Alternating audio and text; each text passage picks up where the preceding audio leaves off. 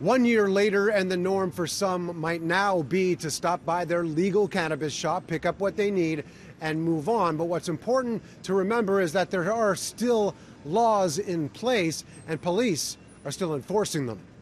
When it comes to knowing the rules around cannabis, it seems there are quite a few in the city still in a fog. That's why the number of charges laid under provincial law are high.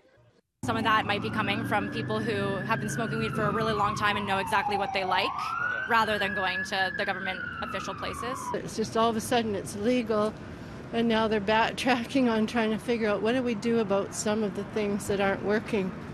They're still illegal shops, even though they're not supposed to be. Police have repeatedly tried to send messages with the crackdown of illegal shops. As of last week, the city says there are 8 illegal storefronts still operating in Toronto, and 82 have been closed. As for the individual charges, a couple of the numbers that do stand out include 53 charges in Toronto for possession under the age of 19, and 271 offenses for transporting cannabis illegally.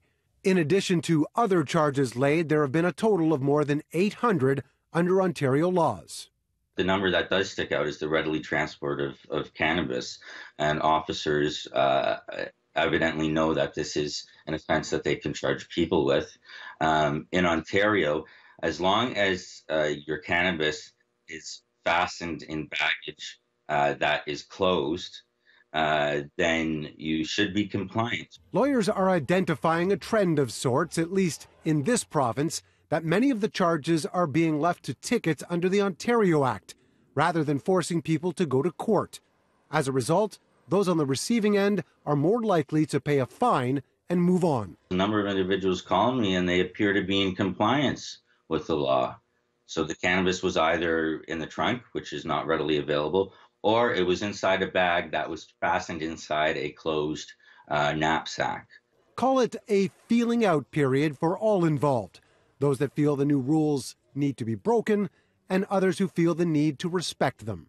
I think it's a good thing. At least they're controlling down some of the things that go on with the cannabis. Like honestly, I know you can like smoke it anywhere now, but it's just like it's still like you have to respect like maybe like the designated areas of smoking it. The rules are necessary. That's what keeps us civilized. If there are no rules, I mean, anybody's going to buy marijuana, and because there are a certain set of rules we should follow to be in a proper living society. Elsewhere in the country, both Alberta and Manitoba have laid more than 2,000 charges under provincial law. In comparison, here in Ontario, there have been more than 7,000 charges laid.